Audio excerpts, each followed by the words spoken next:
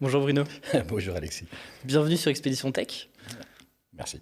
On est ensemble pour une petite trentaine de minutes. On va parler de toi, ton expérience, ton parcours, mais aussi de Silicon Mobility. Avant de revenir un peu sur ce qui vous a amené, parce que vous êtes plusieurs derrière Silicon Mobility, à reprendre, à créer cette entreprise-là en 2015, rapidement, en quelques mots, on reviendra sur l'aspect technologique de l'entreprise. C'est quoi Silicon Mobility aujourd'hui ? Tu veux dire en termes de nombre de personnes? C'est une soixantaine de personnes aujourd'hui. C'est une structure leader dans le domaine de l'électrification véhicule. On fournit des technologies semi-conducteurs d'un côté, donc des chips, et du software qui vont dans ces chips pour contrôler et optimiser le rendement d'un moteur électrique ou d'une chaîne de traction d'électrification de véhicules. On fournit des solutions dans le domaine du véhicule électrique direct, mais également dans le domaine de l'hybridation, par exemple. On va y revenir parce qu'en plus, c'est un vraiment focus industrie automobile. On va revenir là-dessus. 2015, du coup, Silicon Mobility, c'est quand même pas ton premier coup d'essai. C'est quand même pas votre premier coup d'essai parce que vous êtes 5 cofondateurs de Silicon Mobility.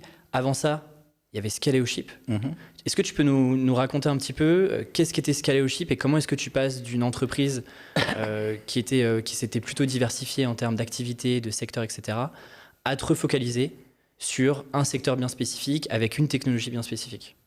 Alors, donc Scaleo-Chip était une structure qui faisait des produits également dans le domaine automobile, mais de manière beaucoup plus générale, adressait également les domaines industriels plus larges. On a vu passer une opportunité sur l'électrification véhicule. Il y avait une technologie qui était parfaitement adaptée à ça. Et il était nécessaire de redynamiser un projet pour venir adresser et focaliser justement sur la problématique qu'on voulait adresser. Et donc en décembre 2015, donc c'est quasiment 2016, on n'est pas... Voilà, on n'a pas gâché un an là. On a décidé de partir avec ce projet. On a fait ce qu'on appelle un MBO, on l'a fait refinancer par des venture capitalistes. Et donc on s'est engagé complètement dans ce nouveau programme en focalisant nos technologies essentiellement sur la partie électrification véhicule. C'était la grosse différence avec Scaleo-Chip qui faisait beaucoup plus de choses, mais je dirais probablement un petit peu moins bien que Silicon Mobility qui a complètement adressé la problématique. Alors, effectivement, en amont, on a un petit peu discuté ensemble. Vous adressez des sujets d'aujourd'hui et de demain qui sont l'électrification du véhicule, potentiellement demain le véhicule autonome, etc. Mais sur un produit, alors il y a du hardware avec des semi-conducteurs, de la puce, mais aussi du software.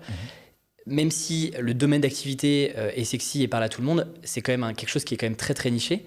Qu'est-ce qui fait que tu sentais l'opportunité? C'est grâce à Scaleo-Ship, avec vos anciens clients, etc., où vous vous dites, là, il y a peut-être un truc à faire, on met de côté les autres activités et on se concentre exclusivement sur un cœur d'activité qu'on avait commencé à développer. Tu vois, qu'est-ce qui fait que globalement, là, tu sens un peu Est-ce que c'est de l'instinct? Est-ce que c'est de la recherche marché? Qu'est-ce qui fait que là, tu te dis, là, il y a un truc à faire et on va se focaliser là-dessus sur les 10, 15, 20 prochaines années? Oui, alors c'est de l'instinct, c'est de la recherche marché, c'est des contacts clients, c'est un certain nombre de choses. C'est également une problématique pour une structure de taille assez réduite, qui est une problématique de focalisation.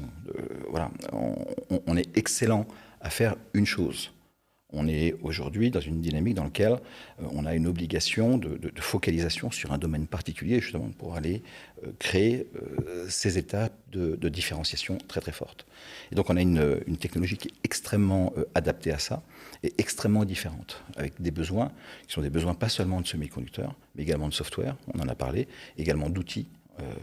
On pourrait en parler, également d'applicatifs. Donc on fournit aujourd'hui un full stack sur toute la gamme, justement parce qu'on a su focaliser, ce qu'on n'aurait pas été capable de faire dans la société précédente. Et juste toi, à titre personnel, tu as toujours été dans ce milieu des puces, semi-conducteurs, etc. Voilà, moi j'ai 35 ans d'expérience dans le domaine semi-conducteur. J'ai commencé à l'INRIA, donc un institut de recherche en France. J'ai fait leur premier circuit intégré en 86, je crois. Et donc toute ma vie a été focalisée dans le domaine semi-conducteur et principalement des startups, des petites structures. Donc j'ai créé une première entreprise qui s'appelait Takasic, qui est devenue Tech Imaging, qui s'est vendue par une structure américaine qui s'appelle Insilica, et puis après j'ai rejoint Scaleo-Chip, et puis après j'ai créé Silicon Mobility. Voilà. Donc ça a été une succession d'expériences semi-conducteurs dans des petites structures, dans des startups, justement pour créer des éléments de différence Et c'est très enthousiasmant, en l'occurrence, c'est ce que j'aime faire. Et du coup, ce que je comprends, c'est que beaucoup d'expériences entrepreneuriales, t'as déjà été salarié ou... Alors, j'ai été salarié quand j'ai commencé. À l'INRIA, j'ai été salarié. Le premier projet dans lequel j'ai été embarqué a été mené par mon patron de l'époque. J'étais au GIPSI, au groupement d'intérêt public scientifique informatique. Et donc, il a créé une première entreprise, lui, dont je faisais partie. J'y suis resté 3-4 ans et j'ai créé ma première société après. Donc ma première société, je l'ai créée il y a 30 ans, en l'occurrence. Je te demanderai pas ton âge aujourd'hui. Mais ok, trop cool. Si on se focalise maintenant sur Silicon Mobility et surtout la partie technologique, moi ce que j'aime bien sur des boîtes qui sont très tech, moi je suis pas quelqu'un de technique de base, j'aime bien partir du problème, et notamment des problèmes de vos clients. Globalement, c'est quoi le point de tension que vous aviez observé avec Scaleoship, que vous avez mis en lumière en 2015 avec Silicon Mobility? Concrètement, quels sont vos clients et surtout, c'est quoi les problèmes derrière qui font que Silicon Mobility a une carte à jouer sur le secteur? À terme, nos clients sont vous et moi. Véhicule électrique. Tu veux dire le client final? Le client final, l'utilisateur final, c'est la personne qui va acquérir un véhicule électrique. Et donc ces problèmes à lui sont les problèmes d'autonomie, sont les problèmes de coût, sont des problèmes de pollution, sont des problèmes de temps de charge, etc. etc. Tous ces problèmes-là sont réglés ou sont facilités par une meilleure optimisation du système motopropulseur des véhicules électriques. Et donc, les technologies commencées à développer lors de la précédente entreprise et aujourd'hui portées par Silicon Mobility sont des technologies qui vont justement adresser ces problématiques d'optimisation de la conversion énergétique à l'intérieur d'un véhicule, qui règlent donc cet ensemble de problématiques que je viens de citer. Donc tu m'as parlé d'autonomie. Oui, par autonomie. exemple. Donc autonomie des batteries sur les véhicules électriques, effectivement, c'est toujours un peu la galère. Voilà, plutôt que de faire 300 km, si on pouvait en faire 600, ça serait mieux. Okay. Le temps de charge, je suis l'heureux possesseur d'un véhicule électrique. Passer une demi-heure à la supercharge, c'est très agréable. Mais bon, je faisais un plein avec mon bon vieux diesel en 5 minutes avant. C'est cher. C'est plus cher qu'un véhicule thermique. Encore, alors ça va être Pourquoi? moins cher. À cause de la technologie, le fait de tous les composants qu'il y a derrière Oui, et puis 1 kWh de batterie, c'est 150 €, en gros. Alors ça va en baissant, mais ça reste coûteux, et puis ça pèse, donc ça a du poids. Et puis c'est plein de choses qui ne sont pas très bonnes pour la Terre. Le lithium, c'est pas quelque chose de très commun. Voilà, donc il y a tout un tas de choses qui sont liées à cette volonté, je dirais, de Silicon Mobility de venir participer justement à cette création de valeur, sachant qu'une fois encore, on a à disposition, dans la précédente entreprise, déjà ces technologies qui viennent adresser des problèmes de temps réel et donc de capacité à venir traiter mieux ces conversions énergétiques nécessaires à l'intérieur d'un véhicule électrique. Donc peut-être que c'est intéressant d'avoir juste un mot là sur qu'est-ce qui est important. Donc si tu regardes un véhicule électrique, comment c'est fait, tu vas avoir évidemment une batterie qui est l'élément central, donc c'est un gros sac. Et puis tu mets d'énergie qui remplace dedans. Globalement plus ou moins le moteur thermique. Non, la batterie remplace le réservoir. Le réservoir, pardon. Le réservoir, et donc quand tu prends une Zoé, je crois que c'est 60 kW de batterie, une Zoé, ça correspond peut-être à 7 ou 8 litres d'essence. C'est très très peu en l'occurrence. Alors, le côté positif de ça, c'est que c'est un moteur électrique qui est beaucoup plus efficace en termes de rendement, bien qu'il ne soit pas encore parfait. Sachant que c'est vraiment la deuxième grande problématique, ce moteur électrique, et bien évidemment, plus il est contrôlé proprement et de manière efficace, plus il va être,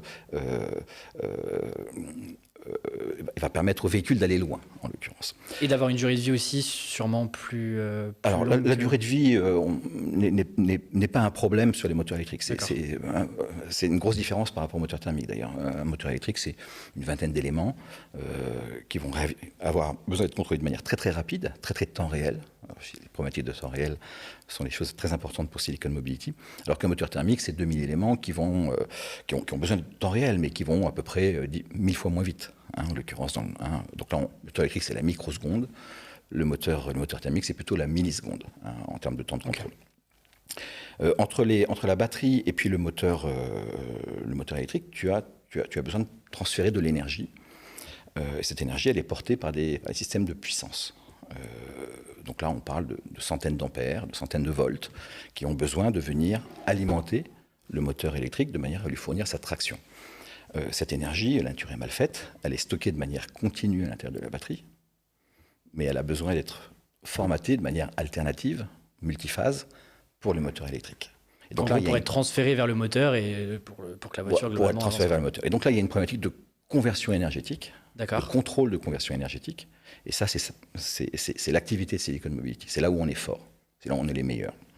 Et donc, on a aujourd'hui une capacité de venir convertir cette énergie en évitant le plus possible, le plus efficacement possible, les pertes énergétiques qui sont liées soit à la commutation des transistors de puissance, soit aux effets de pertes à l'intérieur du moteur, qui sont des pertes en fer ou qui sont des pertes en cuivre.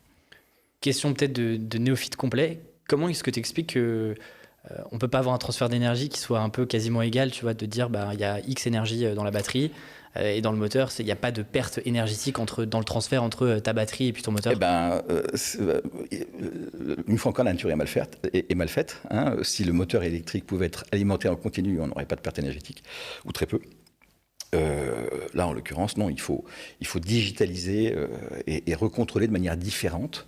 Il faut fournir un certain nombre d'impulsions à un transistor de puissance, en l'occurrence, et recréer une sinusoïde idéale parfaite avec un minimum d'impulsions. C'est la règle du jeu et celle-là. Et donc, on détient, nous, une technologie, une plateforme électronique, matérielle, hardware, un chip, qui a cette capacité à venir traiter en parallèle cette information de manière à restituer la meilleure forme de signal. On parle de THD, de Total Harmonic Distortion, à l'intérieur du moteur, avec un minimum de temps de commutation.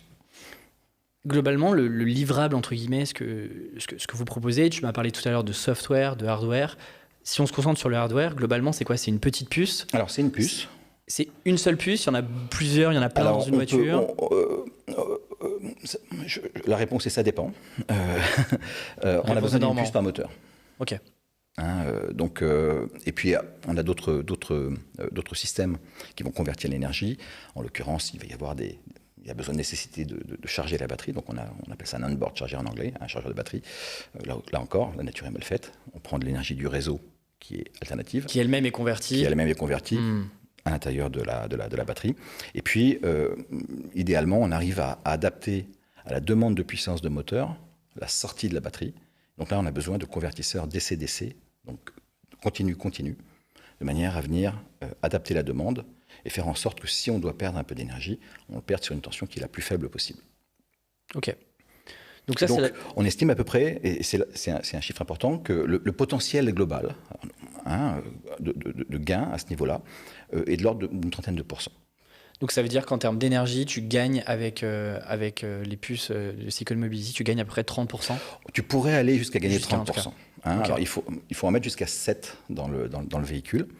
Et donc là, on a sur une approche complètement système, des puces qui vont dans les systèmes on-board charger, dans les systèmes DC-DC de conversion continue, et dans les systèmes de conversion continue alternative, on appelle ça des onduleurs en français, des inverteurs en anglais, qui vont contrôler directement le moteur.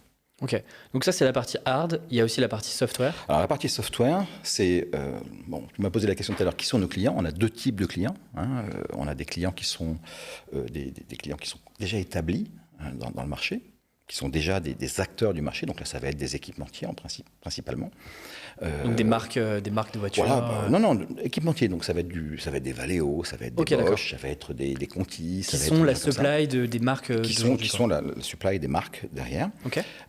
Et donc ces gens-là ont déjà une technologie et ont besoin donc pour utiliser ton produit d'avoir des outils et d'avoir des librairies. Donc on fournit des outils et des librairies à ces gens-là de manière à ce qu'ils puissent construire leurs propres solutions.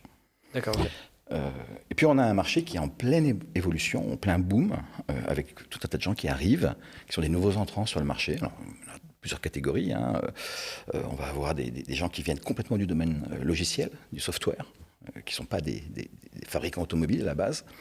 Le plus célèbre est Tesla, hein, qui eux vont, il y en a tout un tas d'autres, hein, qui eux vont avoir besoin donc de solutions déjà intégrées, compatibles automobiles, de manière à aller au plus vite sur le marché. Et donc pour ces gens-là, on va fournir des applications qui sont des applications dans lesquelles on aura tous les systèmes de contrôle justement du moteur ou des convertisseurs nécessaires pour leur permettre de gagner du temps. Alors, j'ai parlé des nouveaux entrants OEM, donc des fabricants. On va avoir également des gens qui sont issus d'autres domaines du marché automobile, en particulier des gens qui vendaient des solutions sur le marché thermique et qui sont en train de voir leur marché en train de se réduire dramatiquement et qui ont besoin donc de venir aller vite pour prendre leur relais de croissance sur ce marché. Et puis on a des nouvelles géographies. Hein. On a parlé tout à l'heure ensemble de la géographie principale aujourd'hui de l'électrification, qui est la Chine, avec là une abondance de nouveaux projets qui vont avoir besoin, et qui ont besoin déjà, de solutions quasiment clés en main, de manière à aller vite au marché. Et donc c'est pour ça qu'on fait également des applications. Alors vous êtes, le siège en tout cas, il est basé à Sophia Antipolis. Absolument. Mais tu me disais que globalement, le marché, il était mondial. Vous travaillez des acteurs européens, des acteurs américains, beaucoup d'acteurs chinois, japonais. Ouais. Qu'est-ce qui fait que on se dit tout de suite, Sophia, c'est pas non plus instinctivement le hub où des gros acteurs mondiaux viennent potentiellement chercher de la technologie. Qu'est-ce qui fait que tu adresses ces marchés? Non, Sophia est une magnifique plateforme technologique. C'est ce qu'il y a de plus proche de la Silicon Valley en Europe. En tant que néophyte, en tout cas. On est là sur un écosystème. Voilà. On n'est évidemment pas dans les chiffres de la Silicon Valley, mais je crois que l'écosystème, c'est 35 000 ingénieurs, une cinquantaine de mille de personnes, avec un historique semi-conducteur très fort. Donc en l'occurrence, les plateformes qu'il y a dans ton téléphone portable ont été développées il y a 10 ans, il y a 15 ans, à Sophia, okay. En partie, hein, pas complètement évidemment.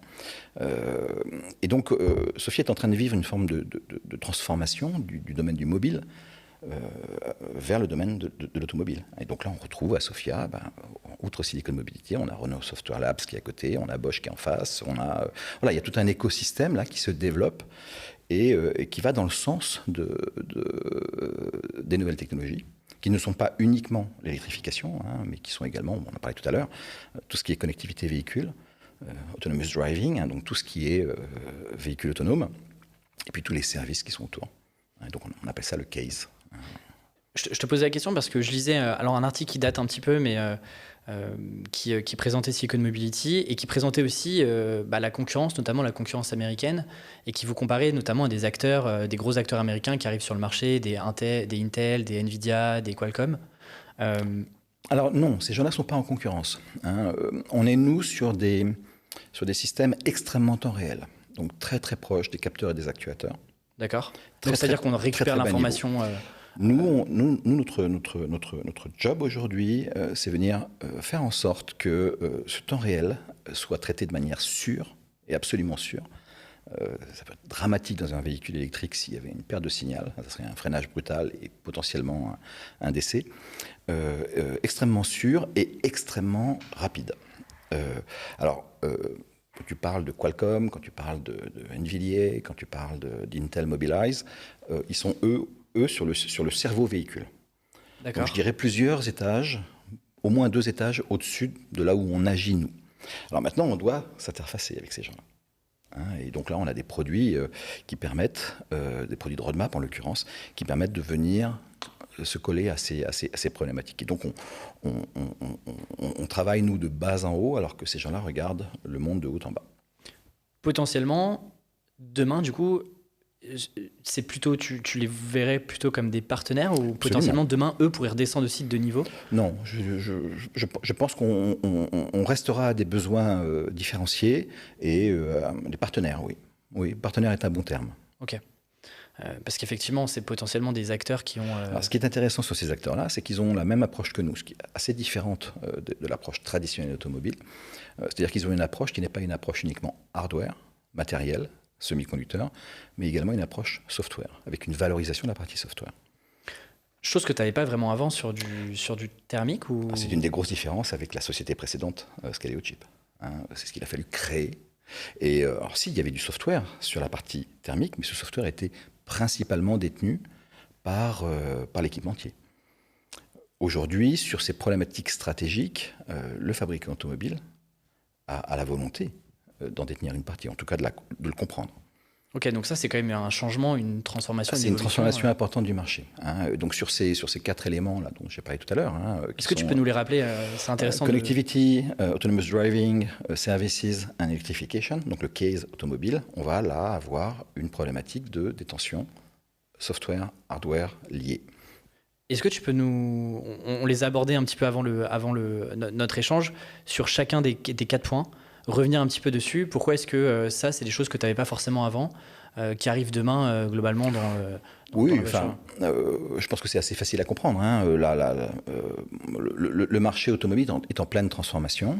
Il subit à peu près les mêmes types de transformations que le marché de... Je regardais les téléphones portables, du mobile. Donc cette transformation vient d'une forme de convergence. Donc les systèmes véhicules aujourd'hui ont nécessité d'être connectés, c'est une demande d'utilisateur. Les utilisateurs de véhicules passent du temps dans les embouteillages, voilà. Donc il y a du temps libre, et donc ce temps libre peut être occupé ou peut être permis par l'autonomie véhicule. Je dirais également que ça règle en particulier, c'est la raison pour laquelle les Chinois le regardent beaucoup, les problèmes de congestion. Bon, c'est pas forcément le monde dont on rêve, mais bon, c'est vrai que si on avait un train de véhicule autonome, il y aurait moins d'embouteillages. Le service, eh bien, aujourd'hui, les problématiques de détention véhicule sont plus du tout perçues de la même façon. La nouvelle génération, je te regarde, plus jeune que moi, le besoin de détenir un véhicule n'est pas forcément le même. Par contre, tu parlais d'Autolib tout à l'heure, avoir un accès à un véhicule quand c'est pratique, etc. Donc ça, c'est le service. On parlait d'Uber, on parlait de Lyft, etc. Puis l'électrification, eh c'est ce qui permet, je dirais, de répondre d'une manière générale à toutes ces demandes sans saloper plus que nécessaire le monde dans lequel on vit. Donc voilà, on a également une barrière à l'entrée sur les systèmes électrifiés qui est inférieure au système thermique ancien, ce qui permet aux nouveaux acteurs logiciels de pénétrer sur le marché. Comment t'expliques ça? Je l'ai expliqué tout à l'heure, assembler 20 éléments sur un moteur, c'est beaucoup plus simple que d'investir sur un moteur thermique qui coûtait des centaines de millions. Sur le sujet, j'avais déjà abordé ça avec Centum sur un précédent épisode. Il y a aujourd'hui une pénurie de matières premières à l'échelle. En tout cas, il y a une forte demande et une supply qui ne suit pas forcément. Étant donné que je vous pose aussi la question, comme Centum, il y a une partie hardware aussi. Oui. Est-ce que vous êtes impacté ou pas par tous les problèmes de supply qu'on voit sur certains éléments, puces, etc. Oui, on est impacté. On est une start-up, on est sur un marché à très longue détente et on commence juste nos productions. Ça veut dire quoi, marché à très longue détente? Marché automobile, voilà. Quand je discute avec un client aujourd'hui, c'est pour des choses qui pourraient être intégrées dans un véhicule en 2024, 2025. On est sur un cycle de vente complet qui est assez long. Pour tout un tas de raisons, en particulier des raisons de sécurité, etc. Donc on est impacté sur un certain nombre d'éléments, mais qui ne sont pas des éléments majeurs. On est beaucoup moins impacté que si on devait déjà être en production de très grands volumes, en l'occurrence. Donc là, on est en production de petits volumes. On a fait nos premières pré-séries en Chine. Notre premier client en pré-série, c'est presque une annonce, sera un client chinois. Oui. Et on parle de centaines d'unités, on parle de très très peu encore, avec là donc une rampe de démarrage de production en très gros volume qui est plutôt sur 2023.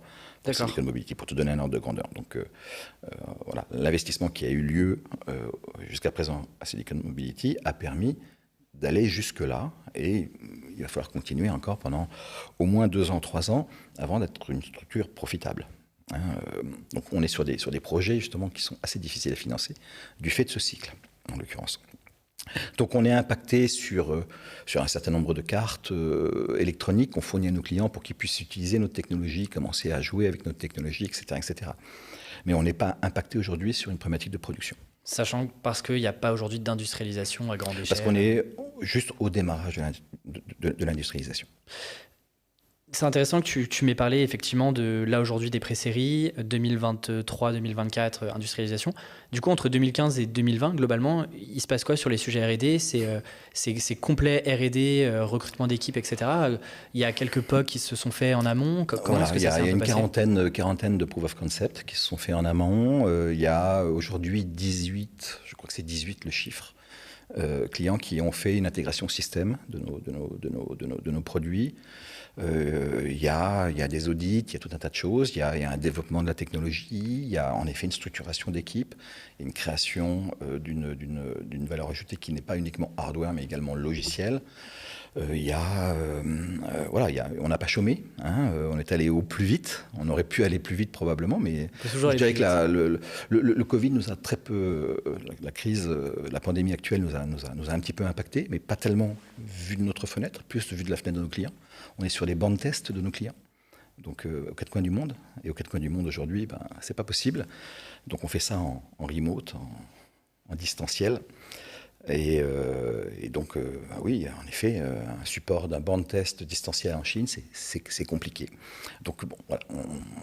Mais bon, c'est ce qui nous a été donné, donc on a fait avec. Ça nous a permis également, par contre, de focaliser peut-être un peu plus sur des technologies internes et donc d'arriver aujourd'hui au marché avec un taux de maturité qui peut être supérieur à ce qu'il était avant la crise. Oui. Tu me disais en intro une 60aine de personnes aujourd'hui. C'est ça, au global. Ça m'intéresse un peu de savoir, parce que du coup, il y a du hardware, il y a du software, du coup, ça complexifie un petit peu aussi la partie business model et recherche, etc. Comment elle est, dans les grandes lignes, comment est structurée un peu l'équipe? Je crois qu'il y a quasiment 50 ingénieurs aujourd'hui dans l'entreprise. Donc Silicon Mobility, c'est assez simple. Je pense qu'on a 90-92% d'ingénieurs PhD, enfin ingénieurs docteurs de formation, donc extrêmement techniques. À peu près 50%, un peu moins, 40% est spécialisé dans les systèmes hardware, semi-conducteurs. D'accord. Pour 50 à 60% spécialisés dans les systèmes software et système. La partie système étant, je dirais, la réunion des deux. Une structuration assez simple, avec une équipe commerciale, évidemment, qui est, elle, en Chine, en Allemagne et en France. Qui sont intégrés à l'entreprise, qui sont des partenaires? Non, qui sont intégrés à l'entreprise. On a également des distributeurs en Chine et au Japon, mais les gens dont je parle là sont intégrés à l'entreprise. Une partie marketing, évidemment, une partie finance, une partie opération très très importante pour nous. La capacité à construire un produit et à le livrer à nos clients, on appelle ça les opérations. Surtout sur la partie semi-conducteur, qui est basée en Chine. Voilà, donc en gros, je dirais 80% des personnels sont à Sophia Antipolis et le reste du monde se partage dans les 20% avec des très fortes croissances sur la partie chinoise, potentiellement également sur les parties japonaises, américaines et allemandes bientôt. Je me pose une question sur tu me disais que vous aviez quand même quelques commerciaux, notamment détachés sur place. C'est quoi? C'est des ingénieurs commerciaux? Parce que je me dis, sur des sujets aussi tech... Alors, c'est d'abord des ingénieurs, et puis c'est des ingénieurs qui ont une capacité à comprendre la technologie pour l'amener à nos clients. Donc c'est la vente technique. On est sur une vente éminemment technique, directement au niveau des services R&D ou advance ou partenariat de nos clients. Silicon Mobility, si on se projette dans... alors les cycles de vente sont effectivement longs, donc si on se projette sur 10, 15, 20 ans demain, c'est quoi un peu l'ambition que vous avez? C'est de rester toujours focalisé sur l'industrie automobile et globalement de prendre tout le marché? Est-ce qu'il y a une stratégie d'expansion derrière sur d'autres marchés, d'autres verticales? C'est quoi un petit peu l'ambition? Silicon Mobility, on parle de mobilité. Donc la mobilité, il n'y a pas que la voiture, il y a d'autres éléments de mobilité. Donc oui, on commence à regarder un certain nombre d'autres types de mobilité. On peut parler de drones, par exemple, on peut parler de trains, on peut parler d'avions, on peut parler de bateaux, on peut parler... voilà. Il y a également les bicyclettes. Trottinettes. Voilà, les tuk-tuk, en l'occurrence. Il y a des choses qui sont en train de se développer en Inde sur ces éléments-là. Donc il y a cette direction-là. On parle également de conversion énergétique. Donc là, on n'est plus dans la mobilité, mais on est dans le contrôle de l'énergie. Donc tout ce qui est énergie est un domaine qui nous intéresse. Et donc le domaine industriel est extrêmement intéressant pour nous également. Et Par exemple, excuse-moi de te couper, je te prends l'exemple de l'éolien, etc. Tu as aussi des pertes d'énergie, je suppose, Absolument. Absolument. Okay. Donc on est complètement intéressé par ça. Et puis il y a la montée dans la chaîne véhicule.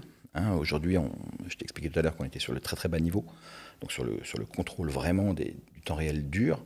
Il y a une place à un niveau un petit peu au-dessus sur la partie domaine contrôle, zonal contrôle. Donc les nouvelles architectures véhicules pour venir justement se coller au système de Central Mind qui va prendre les décisions. Voilà, donc on a cette orientation-là également, sachant que tout ça étant évidemment sujet au point numéro 1, vraiment, vraiment important pour une structure telle que Silicon Mobility, pour ses financeurs et pour son conseil d'administration, qui est une focalisation extrêmement forte sur les éléments à très très forte valeur ajoutée. Et c'est ça qu'on fait. D'ailleurs, c'est intéressant que tu me reparles de cette focalisation parce que même, tu vois, dans le podcast, je fais que rencontrer des entreprises qui sont extrêmement technologiques. Et donc, parfois, elles sont focalisées sur la technologie, mais les cas d'usage sont extrêmement variés. Que ce soit des secteurs extrêmement variés, des acteurs différents. Vous avez fait le choix de vous focaliser.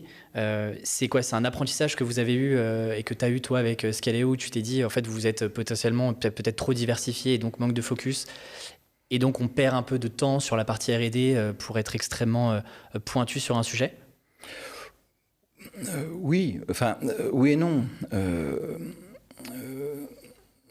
Comme on le disait tout à l'heure, au fur et à mesure du temps, on développe une vision de ce qui est important et de la façon dont ce qu'on détient peut répondre à ce qui est important. Et je pense qu'en effet, dans l'époque Scaleo, on s'est rendu compte de ce besoin de contrôle supérieur au niveau des chaînes d'électrification. Donc le projet a émergé comme ça au départ. Et une fois encore, il y a un moment, on arrive à une forme de rupture où il faut sauter. Parce que si on ne saute pas, eh bien, on va continuer à pas toujours faire ce qui est important. Donc l'idée a été justement de venir complètement focaliser pour répondre à cette problématique. Donc on est vraiment sur une vision qui a été développée probablement 2 ans, 3 ans avant même la création propre de Silicon Mobility, de manière à être tout de suite impactant. Et l'une des problématiques du marché automobile, c'est que comme on est sur des cycles très longs, il est très important de commencer tôt plutôt que de commencer tard. Effectivement. Et donc, on a besoin d'atteindre une forme de maturité technologique de manière à pouvoir être considéré comme étant une solution utilisable par nos clients. Je pense qu'on est à cette maturité technologique aujourd'hui. Et si on avait commencé 3 ans plus tard, eh bien, on aurait encore 3 ans à venir. Donc les cycles de développement produit dans l'automobile, de développement, on n'a pas de production, de développement, sont de l'ordre de 250 semaines. 250 semaines, c'est 5 ans. Et voilà, on est dans des choses qui sont à peu près compatibles avec ce qu'on a fait. Alors j'aime bien terminer chaque échange en parlant, effectivement, on a beaucoup parlé de tech, de technologie, et il y a aussi aujourd'hui beaucoup d'entreprises qui ont comme fer de lance faire de la tech pour faire de la tech. C'est bien, mais pour moi, en tout cas pour nous avec Nefty, c'est pas forcément suffisant. Je comprends quand même, Silicon Mobility, c'est dans le nom, il y a un sujet de mobilité et il y a un sujet qui est aussi assez avant-gardiste et qui va arriver demain sur le futur de la mobilité. Il y a aussi un enjeu aussi environnemental avec l'électrification. On a aujourd'hui parlé de l'industrie automobile, mais à mon avis, il y a beaucoup d'autres cas d'usage. Comment est-ce que toi, tu vois, j'aime bien être un peu dans le prospectif, comment est-ce que demain, toi, tu vois l'industrie automobile, le secteur automobile, ça sera tout électrique, tout autonome Oui, comment je est-ce que pense tu l'envisages? Oui, enfin, il faut dire ce qu'est demain, mais oui, à terme, je pense qu'il n'y a pas débat. On sera en tout cas sur du moteur électrique. Est-ce qu'on sera sur du véhicule équipé de batterie? Probablement pas. Hein. On sera sur, on parle de piles à combustible, hein, par exemple, ou ce genre de technologie, sur lequel on est déjà d'ailleurs. Hein. Donc des choses qui sont infiniment plus propres que la batterie proprement dit. L'autonomie, je pense que ça fait pas un doute non plus. Hein. C'est une quasi-certitude, ce sera plus tard, très probablement. La connectivité, elle est déjà en place. Alors elle va continuer À se développer. à se développer. Hein, et puis bon, le service est déjà en place et là aussi, il va continuer à se développer. Donc je pense que nos enfants, ou même mes petits-enfants, hein, parce que je suis un peu plus âgé que toi, seront utilisateurs de véhicules qui seront totalement différents, ou de mobilité qui sera totalement différente de ce sur quoi on travaille aujourd'hui, mais qui sera complètement issu de ça, dans le principe. Donc je pense qu'il n'y a aucun doute. La problématique sociétale est super importante. Elle est majeure. Hein, de quel point de vue? Un moteur électrique, c'est plein de métaux rares. Les métaux rares, c'est rare, donc il faut faire en sorte de les économiser. Une batterie, c'est plein de cochonneries. Et bien, donc faire en sorte de les réduire. Hein, voilà, ça pèse très lourd. Enfin bon, il y a tout un tas de problématiques qui sont associées à ça, qui font que il est évident on va continuer, que le monde va continuer à se développer sur quelque chose qui sera infiniment plus propre et infiniment plus efficace. Hein. Voilà, donc on est sur le chemin. Mais d'ailleurs, je me pose la question parce qu'effectivement, la mobilité, il y a des enjeux sociétaux, des enjeux sociétaux, environnementaux. Si je titille sur même les puces et le hardware, aujourd'hui, il y a de la matière première qui est extraite des mines, etc. Demain, ça veut dire aussi potentiellement que la manière dont vous concevez les puces, les semi-conducteurs, va aussi évoluer dans ce sens-là? Alors, je dirais qu'on n'est pas, nous, à ce niveau de la chaîne de valeur. D'accord. Hein, on est ce qu'on appelle une fablesse. Ça veut dire quoi? C'est-à-dire qu'on n'a pas d'unité de fabrication détenue par l'entreprise. D'accord. On utilise donc des structures extérieures pour fabriquer nos propres semi-conducteurs. Donc aux quatre coins du monde, hein, enfin on les connaît. Et donc la crise du semi-conducteur aujourd'hui, voilà, c'est plutôt à cet endroit-là qu'il y a des difficultés plutôt que sur les concepteurs tels que nous sommes. Donc évidemment, on fait attention à ce que la problématique sociétale soit partagée, en tout cas, avec les structures qu'on utilise. On travaille avec les meilleurs du monde à ce niveau-là. Hein, je dirais pas tellement différemment des grands acteurs du semi-conducteur aujourd'hui. Hein. Donc on est sur une supply chain, donc sur une chaîne de création de nos produits qui est absolument compatible avec les plus grands noms mondiaux. Avec une problématique malgré tout qui est que nos produits doivent être certifiés. Certifié dans le domaine automobile, c'est tu prends un circuit intégré et puis tu le tortures et lui fais subir tous les stress possibles et imaginables de manière à t'assurer que à terme, il est encore en vie. Et donc là, on est obligé de venir utiliser des technologies qui sont particulières de manière à garantir, par exemple, qu'à 125 degrés, le bout de semi-conducteur va continuer à marcher et pendant des heures et des heures et des heures, enfin, etc., etc. Donc tous ces éléments-là sont parfaitement intégrés au cycle de développement. On a également des problématiques de qualité, évidemment. Hein, et puis on a très peu parlé, mais c'est une des technologies majeures de Silicon Mobility, mais de la sûreté de fonctionnement, donc la capacité des systèmes à venir s'auto-diagnostiquer et déterminer s'ils sont en faute, et donc corriger cette faute, ou à minima la contenir. Et donc là aussi, on a quelques jolis brevets, hein, à peu près 25 brevets, 28 brevets, je crois, aujourd'hui chez Silicon Mobility sur cet ensemble de domaines qui nous mettent parmi les meilleurs mondiaux. Hein. Donc toutes ces problématiques sociétales qui font qu'il faut qu'une voiture soit propre, il faut qu'une voiture soit sûre, il faut qu'une voiture ne mette pas en danger la vie d'autrui, enfin, etc., etc. Ce sont des choses qui sont complètement intégrées à l'intérieur de notre projet. Et je dirais que, bon, pour la jeune génération, en général, il y a un enthousiasme à venir joindre Silicon Mobility. Donc on n'a pas de mal à recruter des jeunes, oui. Écoute, merci beaucoup Bruno.